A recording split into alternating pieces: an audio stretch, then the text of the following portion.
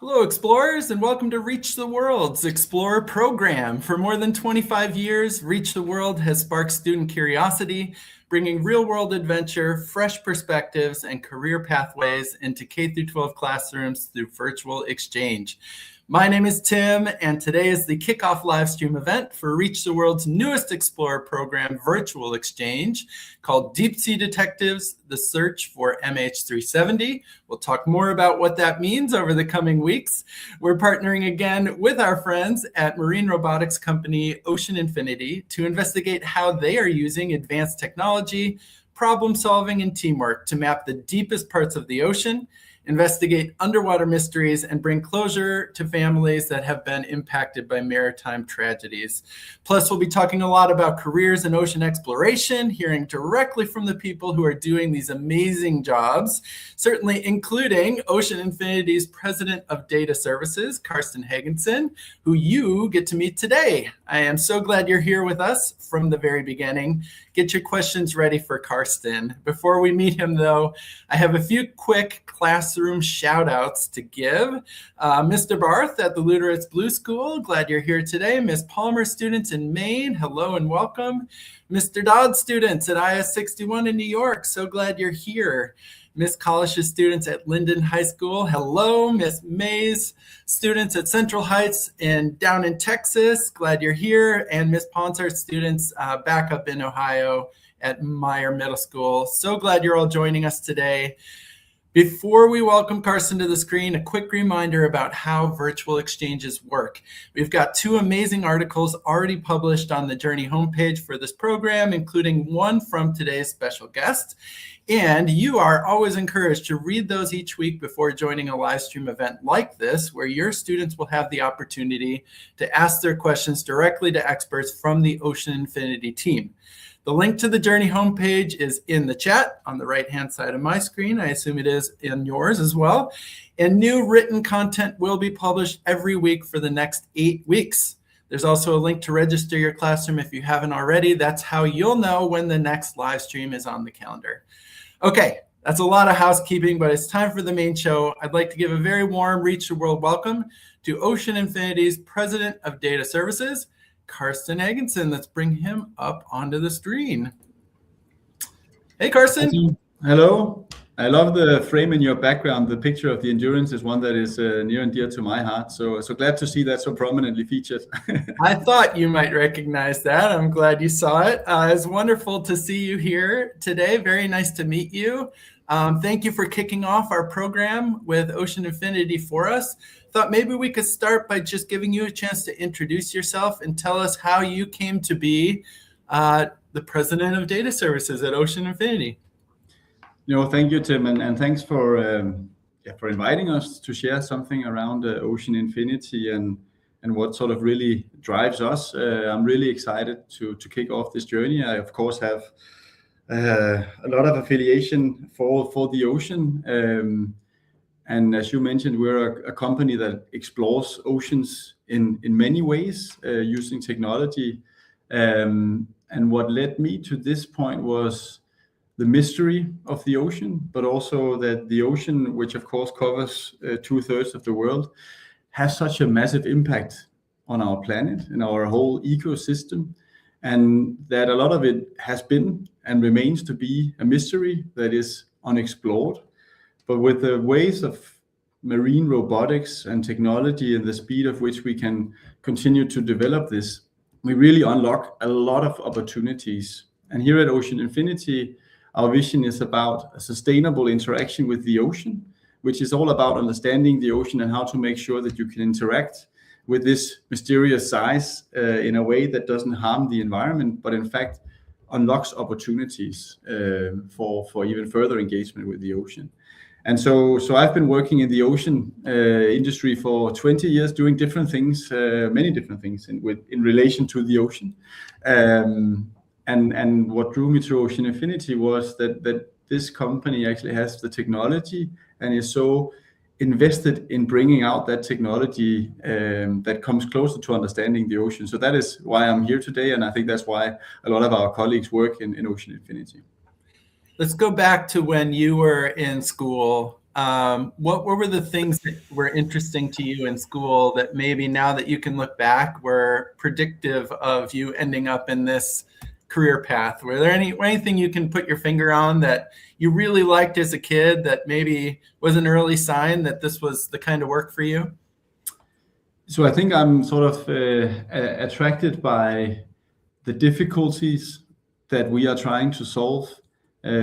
Operating assets at thousands of meters of water in very dark conditions has always fascinated me. So I've always looked into sort of the biology that lives in those water depths and sort of the mystery of the ocean. And that might have been the sort of the early signs. I think as I grew into my career, and I'm not an engineer, I have to admit, so you'll meet a lot of engineers. I'm unfortunately not one of them.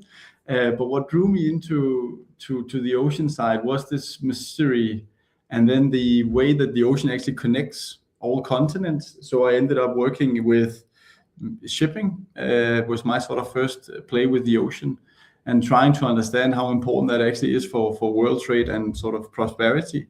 And from there, my affiliation for the ocean continued to grow, or I should say, into the depth of the ocean.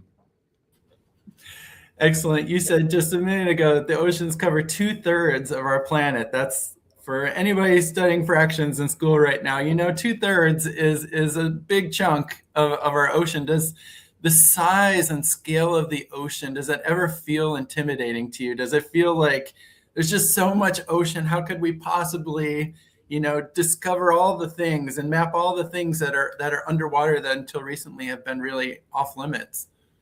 No, I think it's a very valid point, Tim, because I think for me it is almost impossible to imagine the layout of the ocean. When you think of the peaks of Mount Everest or the mountains of the Rocky Mountains or wherever you are, you see exactly that terrain in kilometers of water depth. And it's all pitch black. And you then have to figure out how you engage with that. What type of assets or robots do you need to actually understand that environment, to navigate in that environment, and to find all these interactions of history with the ocean?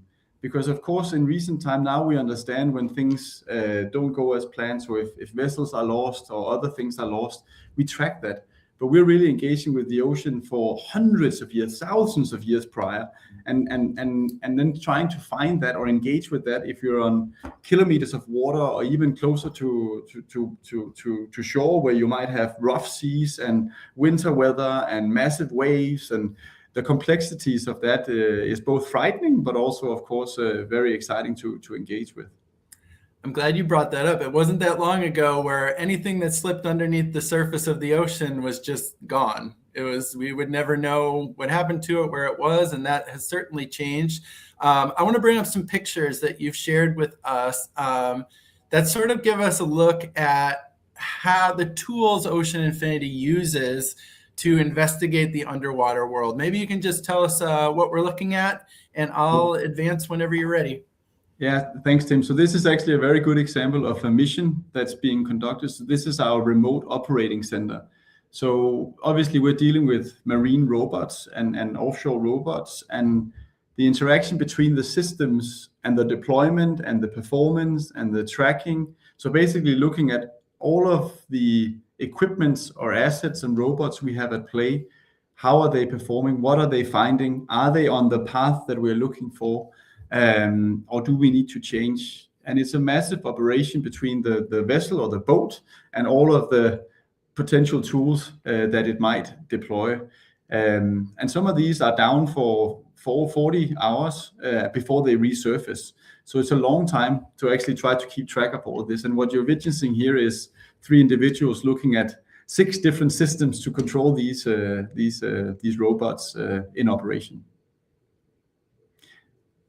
And here's another view from, it's a different angle. So this is an offshore operation where one of our vessels, so this is the vessel view, where we have 600 sensors and cameras that sort of monitors the vessel and the boat and ensures that the launch and deployment of the robots into the sea is done in of course the right way, and that they are able to perform.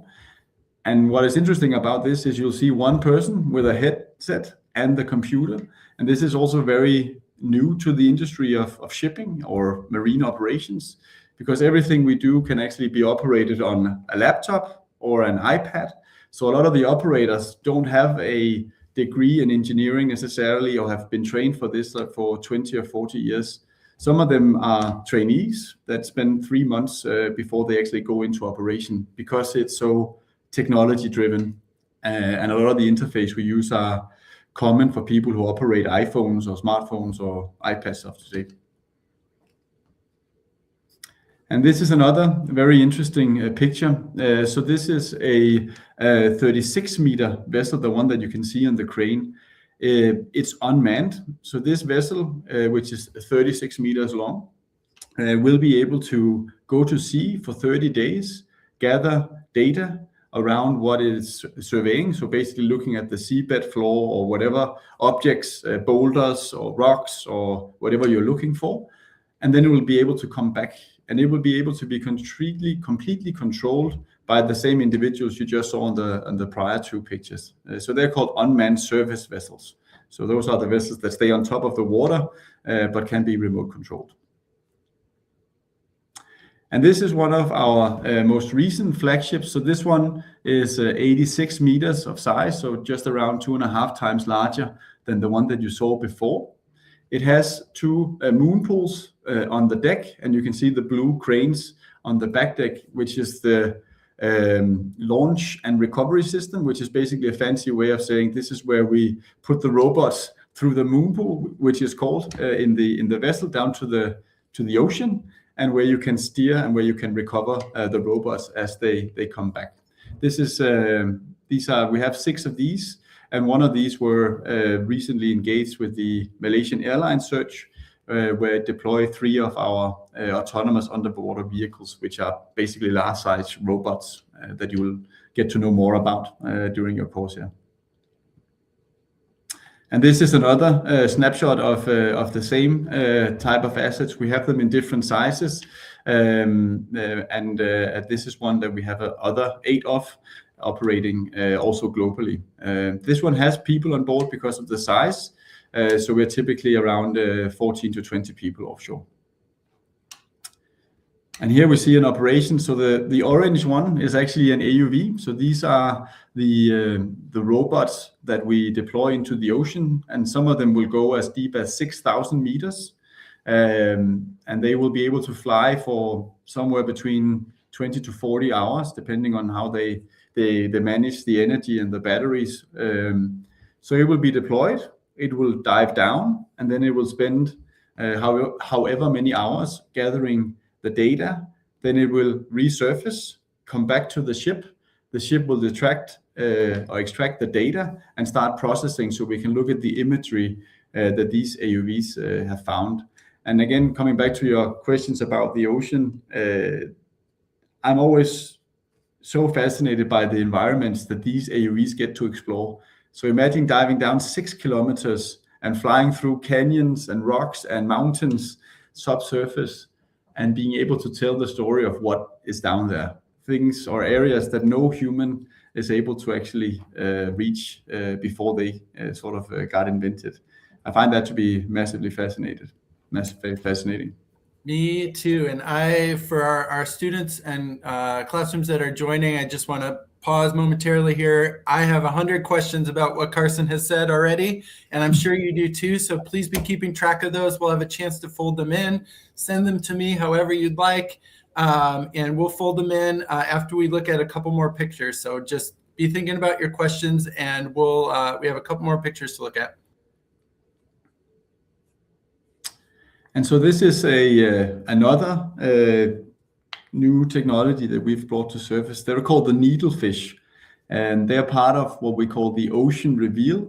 So they are autonomous, unmanned vessels. So again, surface vessels, so they stay on the water, but there is no people on board. They are all controlled from shore. The picture of the remote operating center that we showed before.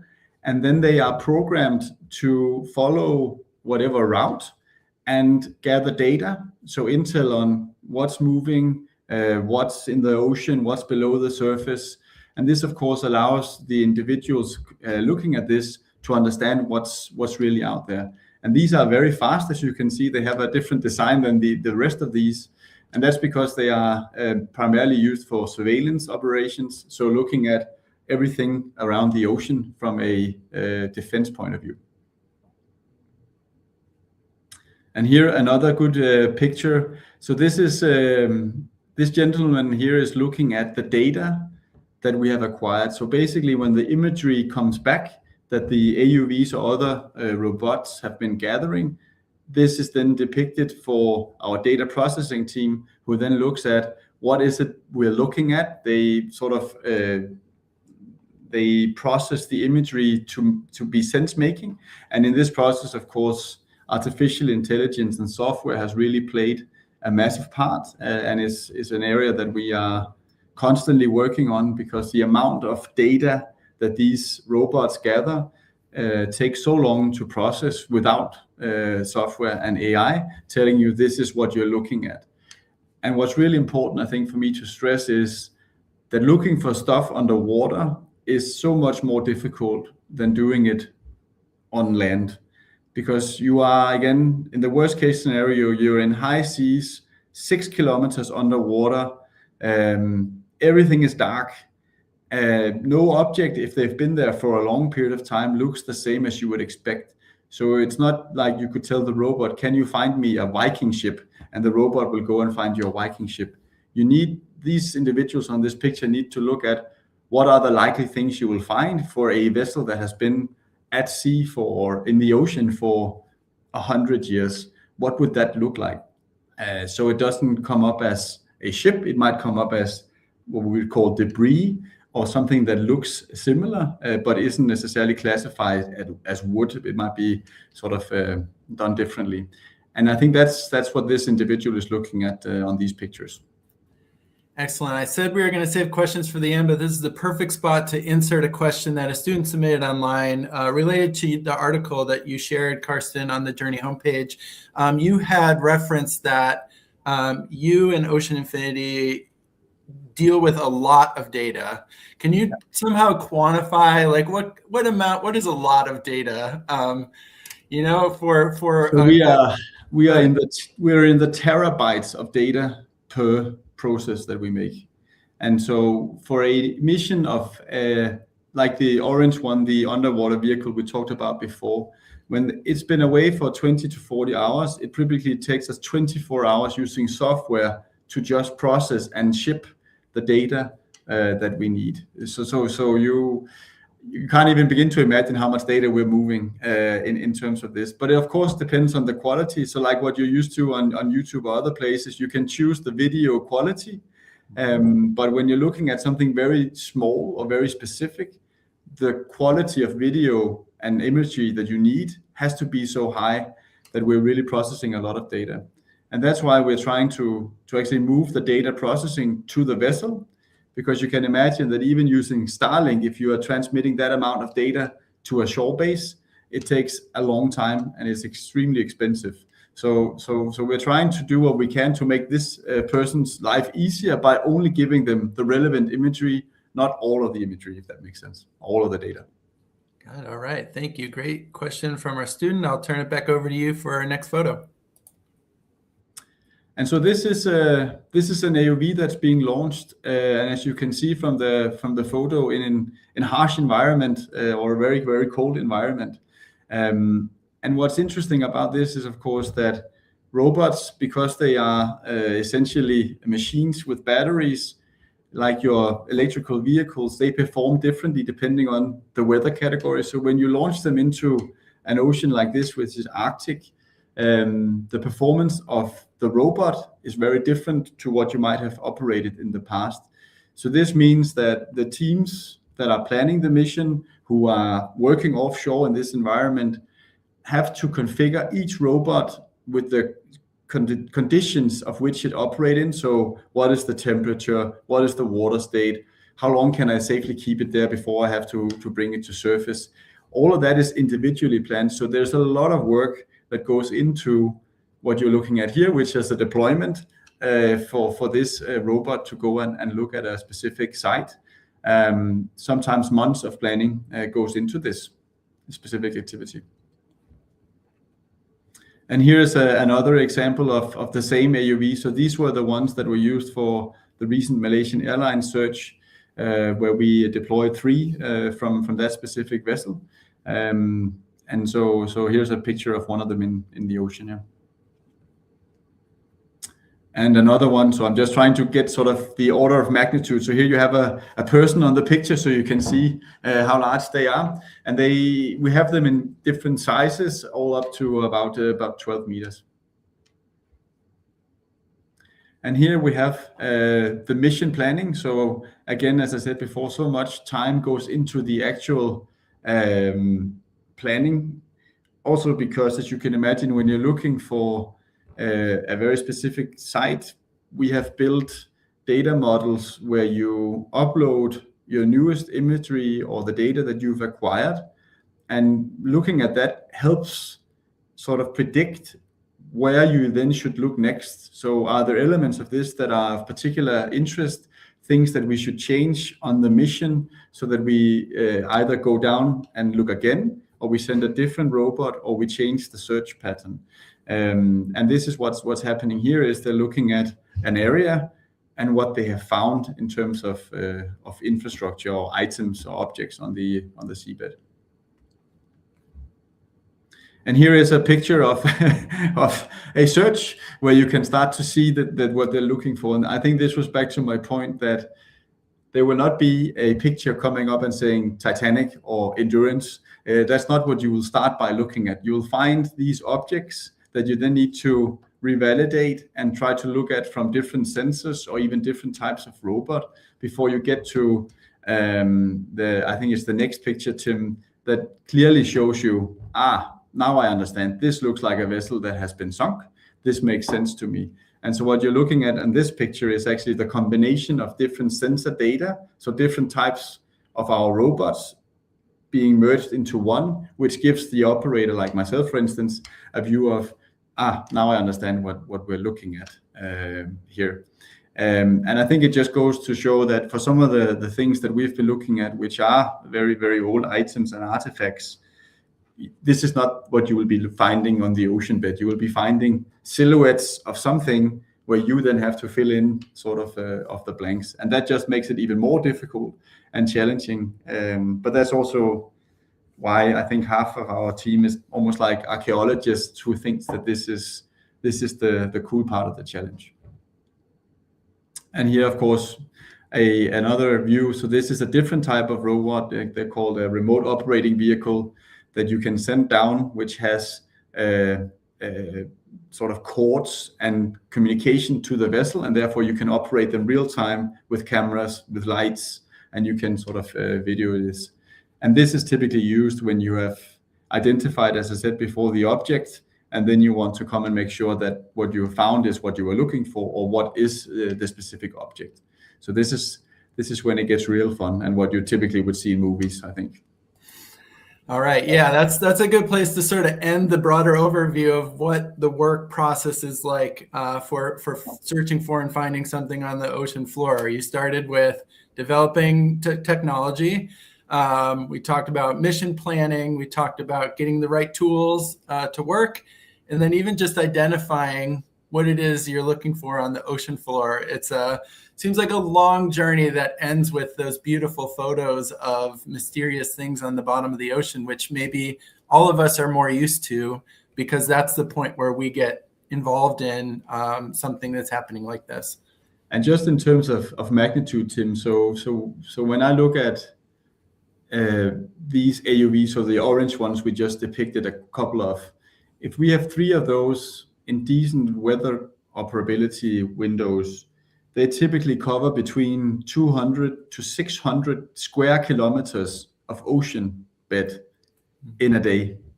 Mm-hmm. So back to the point of how big is this, how much data is this?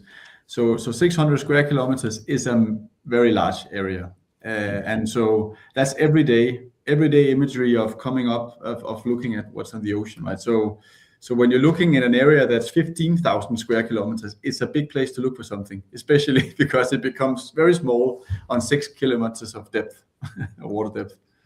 All right, I'm going to fold in a couple student questions here. I thank you to our students for waiting while we sort of lay out the picture of what we're talking about here with Carsten.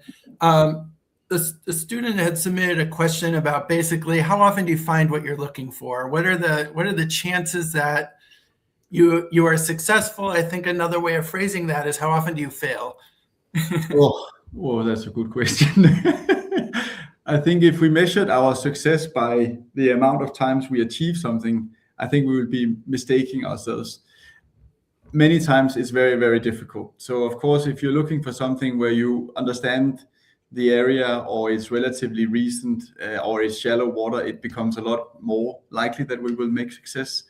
But when you're looking for Amelia Earhart's airplane, there are so many unknowns to that for us, it's actually more important to focus on, is the technology appropriate? Is it developing? Is it performing or operating as we want it to?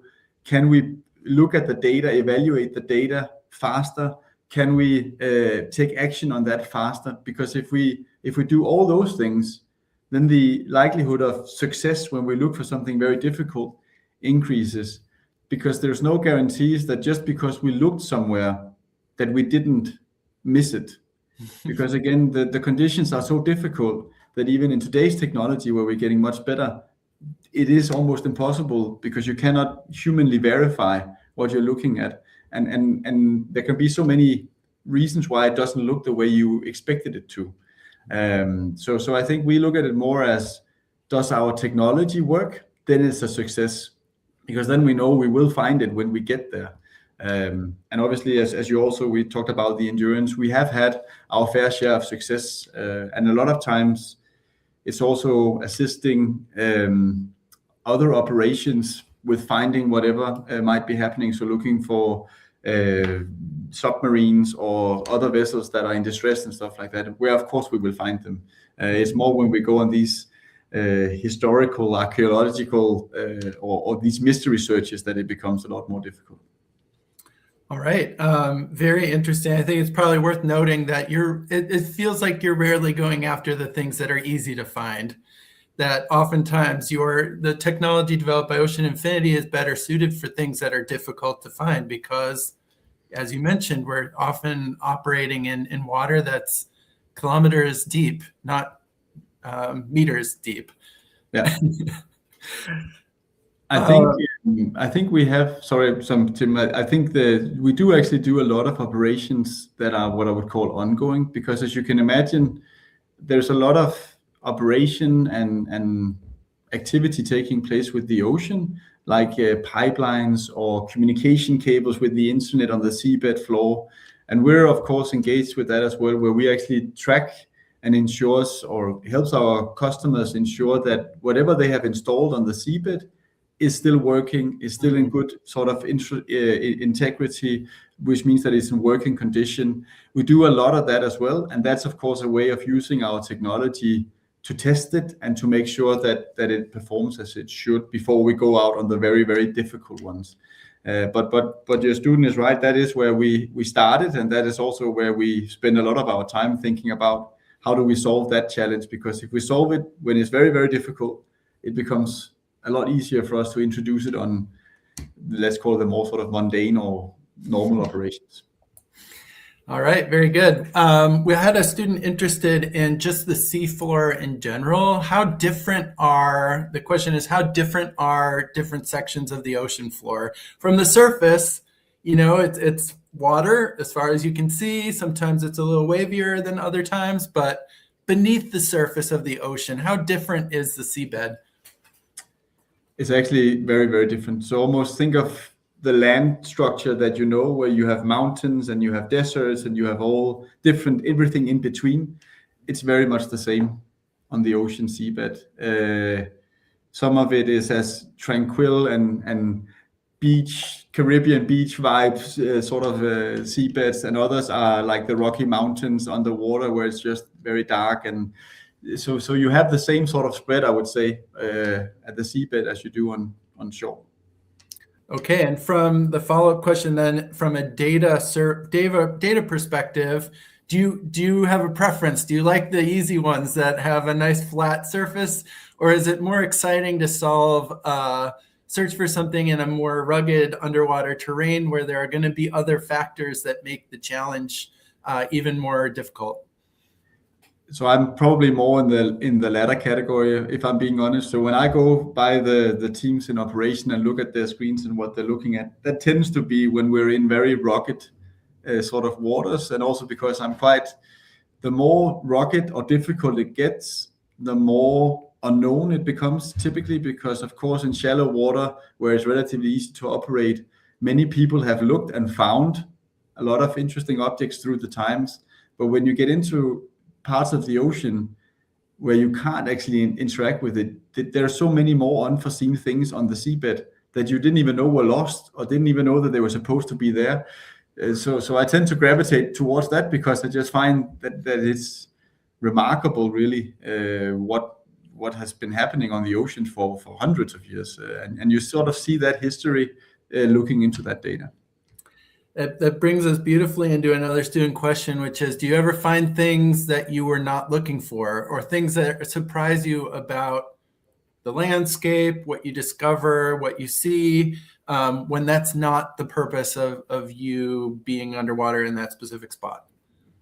Yeah, that actually happens quite a lot, especially sometimes even in what you would call known waters, so waters that has been developed, that has been explored for a long time. Even there we call them abnormalities, or things that are not where they're supposed to be, and it can be anything from past earthquakes and ice time movements on the seabed floor that sort of creates a landscape of the seabed that you didn't think about, so more like a geological abnormality or things that you weren't expecting.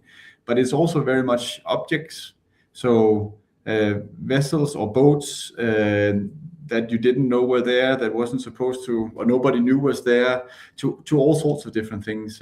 Rock constructions, which are unusual, because why are they there suddenly? Why is there this pile of rocks in this ocean when everything around it is?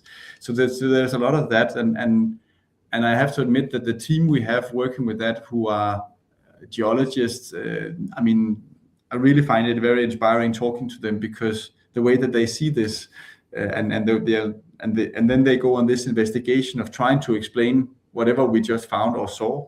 I find this is really quite exciting. But that's part of the sort of appeal for me with the ocean.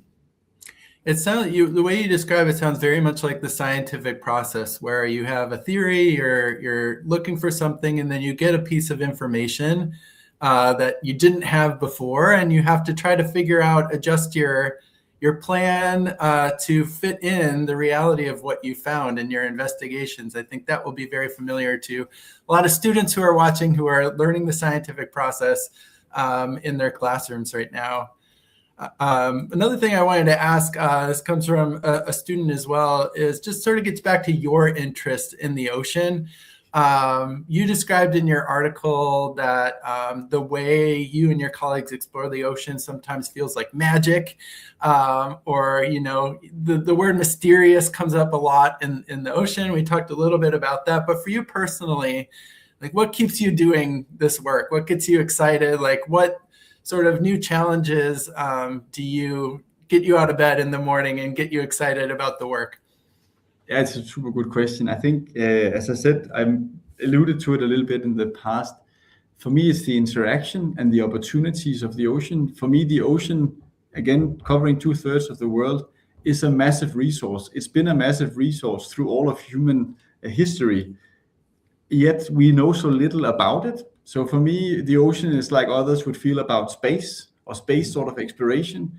And some of the things that I've worked with or in the past is, how do you use the resources in the ocean in a very sustainable way? There are so much energy in the ocean that we as people, as the planet, really need. And some of the things you'll probably think are crazy, like seabed farming. So basically doing agriculture on seabed, which I know sounds slightly ridiculous, but it is actually a real thing. So if we can use robots and technology and Ocean Infinity be part of that to happen, the opportunities with the ocean, who we still don't really know much about, is just so vast. And I think it's really part of solving also some of the planetary issues that we are facing. There is so much sustainable in the ocean that we can tap into, which I think would be good for all of us. So that's what really gets me excited, is that our technology helps to make things possible that you couldn't before, whether it's going to 6,000 kilometers, whether it's understanding how the Earth sort of came around and how we're built on, all the resources that are in the ocean that could be an alternative to the way that we work or we live today. I think it's quite exciting. All right. Well, I'm glad you brought that up, because you also wrote in your article that part of what you do is explore the deep sea in a safer, kinder, and more thoughtful way. Can you talk a little bit about what it means to explore the ocean in a safer, kinder, and more thoughtful way? Yeah, so it's a lot of different things, as you also point to, Tim. So of course, what type of fuel do we use on our vessels? Can we use sustainable, so electricity powered by batteries that are sustainable? Fewer people flying across the world to get on board vessels, to go to very remote places. It's ensuring that we use technology to interact with the marine mammals. So we've come up with a technology that monitors marine mammals so that none of our equipment gets into all of the natural environments of the ocean. It's to make sure that we help clean up the oceans afterwards. It's a lot of different things, but the whole thriving people and planet is thought into the vision of our company, and it's what excites most of us. Because again, the technology is only really worth something if it brings value into that. And for us, value is creating this sustainable interaction with the ocean. All right, wonderful. You, in your article, again, described yourself as a conductor of an orchestra, that you get to sort of meet a lot of interesting people who are doing a lot of interesting work that all leads to the goals and the missions that you've just described.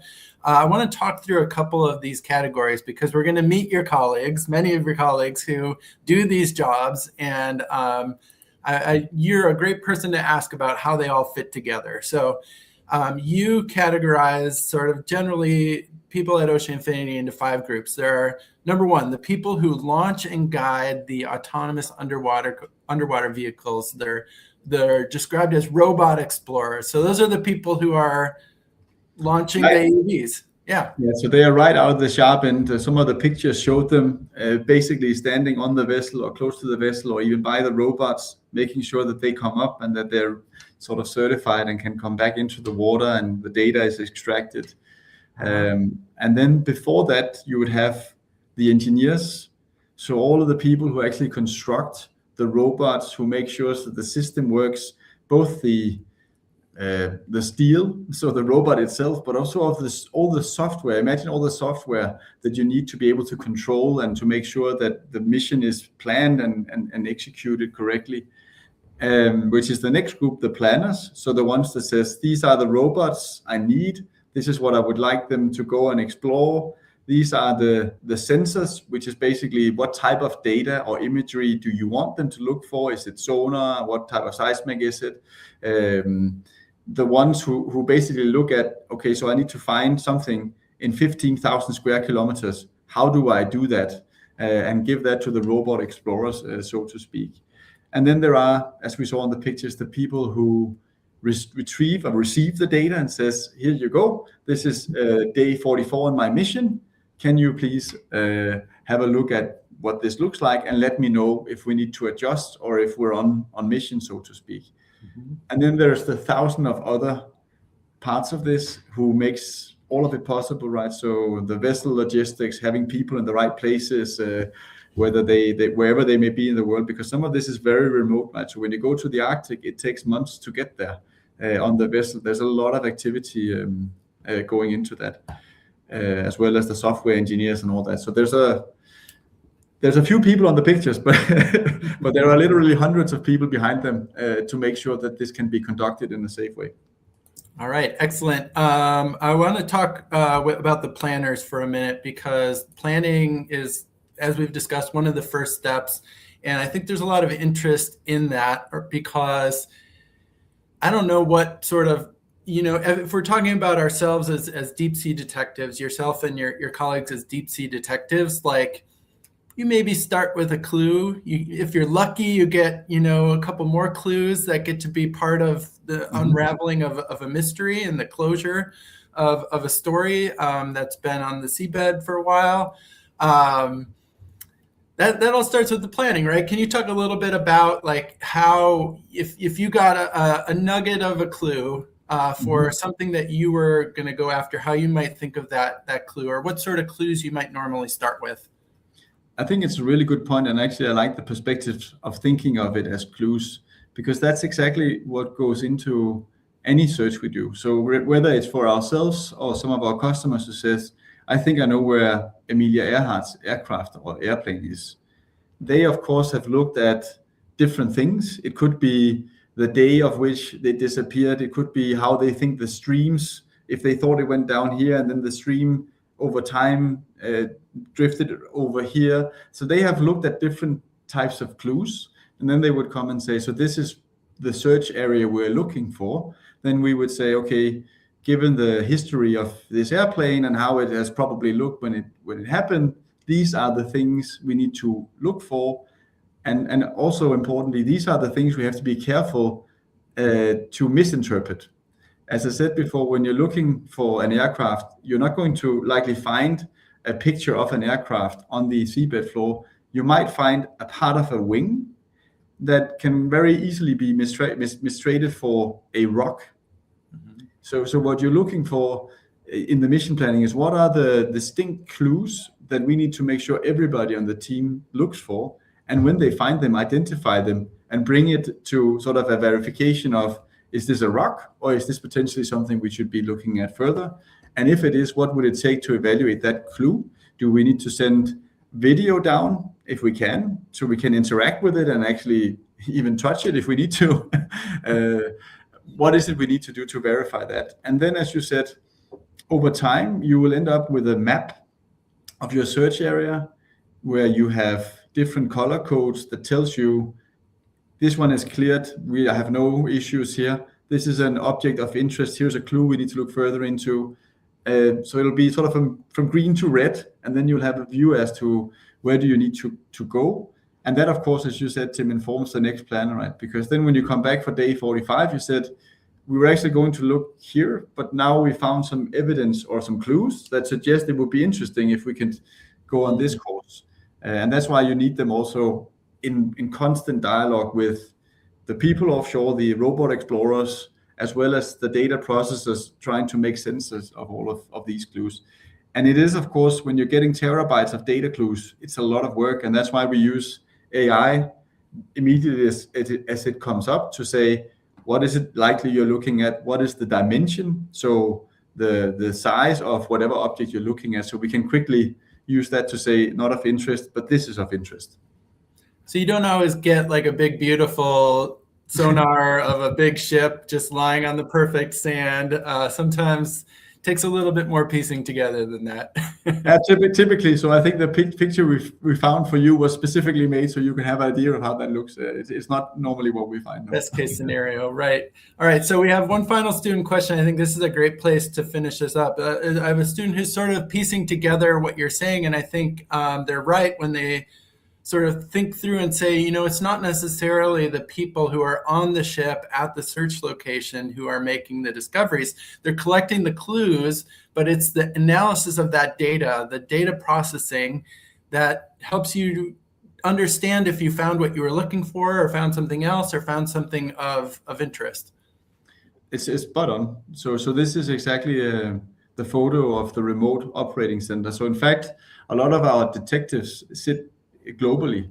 So we could have an operation in the Arctic Sea supported with people literally from Australia to South America or North America, working around the clock, because of course it's 24/7 operation for us when we're out. And so you could have data processors in Brazil working on a project also looking at data from a project in the Arctic or in Australia or wherever it is, because they can do that all through software and connectivity, right? So the world has really transformed. You don't need to bring people to the vessels. In fact, it's better if they can sit together or use the tools of being onshore to work with that. So it's a very good observation, yes. Amazing. Well, I love to know that our students' minds are there, because that's just the springboard for where we're going with this journey.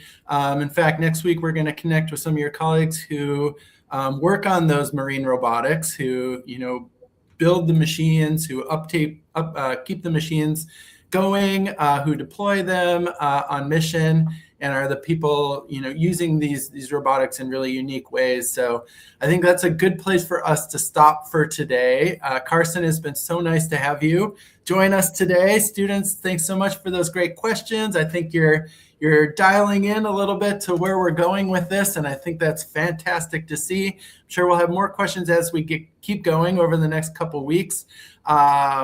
Teachers will be back next week to meet some of Carsten's colleagues. As I mentioned, we're going to dive deeper, pun intended, into the world of marine robotics and also careers in underwater exploration. And until then, please keep an eye on the Deep Sea Detectives Journey homepage. That link is in the chat for any new articles as they come up. And be thinking of those questions you'd like to ask our future Ocean Infinity guests. We're going to meet many more over the coming weeks. We are really just getting warmed up. Until next week, thank you again for starting this week with Reach the World. Keep exploring, and goodbye for now. Thanks so much, Carsten. Thank you.